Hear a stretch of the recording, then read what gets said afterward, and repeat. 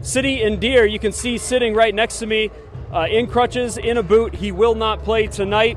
That's who New Mexico State will be going toe-to-toe with in the NCAA tournament. 60-meter hurdle blew everybody away in Birmingham. His partner is always going to be diagonal of him. Question after question about fan support, or a lack thereof.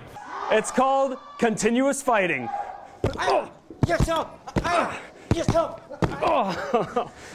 They don't mess around here. Opening day, it's all about celebration. That 2016 PCL championship, you see the red banner out there. And Lou, remember, Matt Wilms went down in that game in Louisiana. He's healthy tonight, and he's been a force to be reckoned with. We're taking infield, outfield.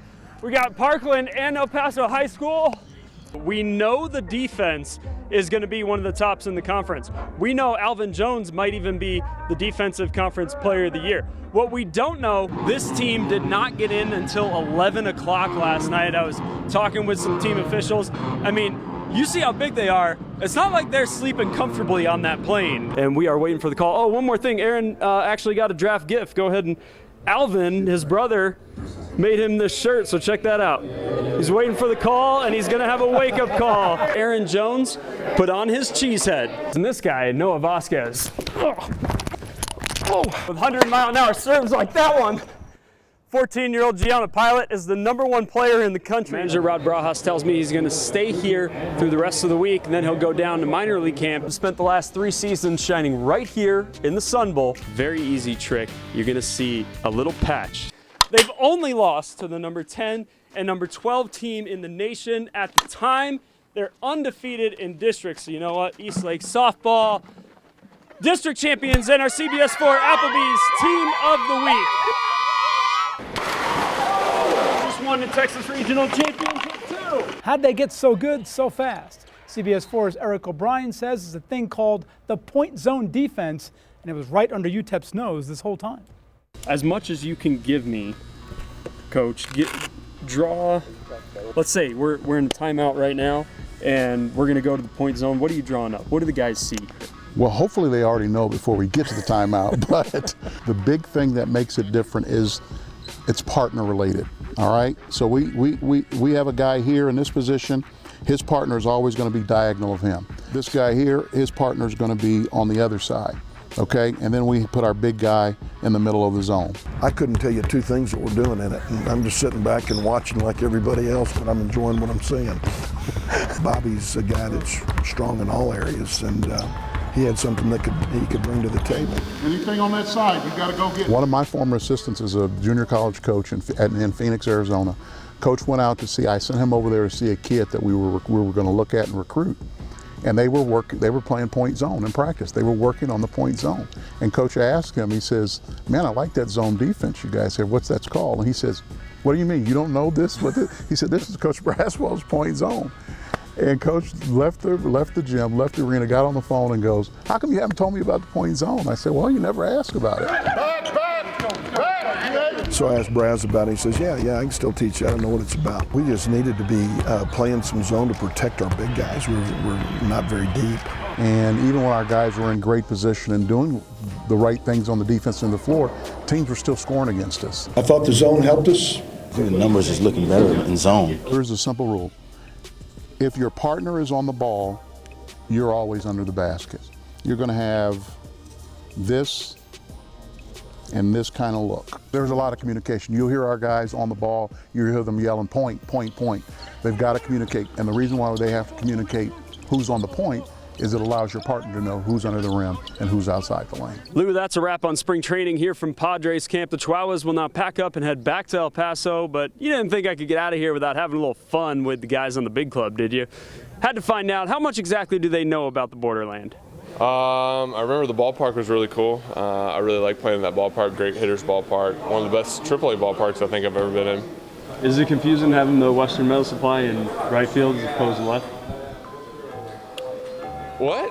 Would you be able to point it out on a map? It's close to the border, isn't it? Yeah. What major international city do you think it borders? Oof. I mean, I'd get pretty close. I'd get within an inch if it was on a map. I know it was down there near Mexico. What do you think El Paso's nickname is? Chihuahuas, right? Well, yeah, you're right on the team name, but what do you think for the city name? Oh, it's got a nickname? Yeah. El Paso, like, has a nickname? I have no clue. Literally no idea. Give it a shot. El Paso? I don't know. I have no idea. Pass. I have no clue. Sun City. The Sun Bowl. Is that where the Sun Bowl's played? Yep. All right. Yep. Oh, man. We had a blast with those guys, and we're definitely going to miss them. Hard to believe. Thursday, April 6th, it's right around the corner. Opening day against the Area 51s. In Peoria, Arizona, Eric O'Brien, CBS 4 Sports. Lou, I'll see you soon, buddy. Sun City Emergency Room Sports Desk. All right, with 2 more jacks last night, Chihuahua's slugger Jamie Romack took over the top home run spot in the PCL. Pretty awesome. Aces in town as El Paso debuts their new El Chuco jerseys. Corey Spangenberg on first, feeling like his jersey's a little bit too clean. He wants to get it dirty, swipes that bag, but he would be stranded right there at second base. The Chihuahuas did most of their scoring late in this one. Top 4, Walker Lockett. He was good on the night. Wasn't good here. Gives up a home run to another Walker. It would be Christian Walker of Brino. However, El Paso goes on, gets a whole bunch of runs at the end. Final score here, 7-1. They go to 8-9 on the season. Check it out. Romack, another bomb late, puts him at 9. They're back at it. Same 2 teams tomorrow. To the fastest woman in the world this year, it's Tobia Mooson, lane 4. You can probably tell which one she is. Wind almost disqualified these times nationally. They did count nationally to 12.67, but they did not count for a track record at UTEP. Here is her reaction to holding the 2 fastest times in the world after today's meet. Pretty good. It's The 14th running of the Sunland Park Derby did not disappoint. Well, unless you pick the favorite. Down the final turn we go. El Paso native horse Conquest Mo Money in the lead, but gonna have less money because watch the left of your screen. Here's a set piece from Montwood, and when you draw it up, that's not how you draw it up. Nobody celebrates on our 50 but the UTEP Miners, and they really took it to heart. And that's the team we've all been waiting and wanting to see. Miners hoping to spoil North Texas's bowl chances because Aaron Jones was all over the place today. Adios. About 70 yards on that one. Second quarter, more Jones. Jones, 301 yards rushing, 4 touchdowns. UTEP on a power play in the 3rd period, already up 3-0, and it's Brett Bloor. Top shelf, my friend. That goal might have rattled Dallas Baptist too. Might have made him sick, actually, Megan, because we had a cleanup on the ice. Someone lost their lunch.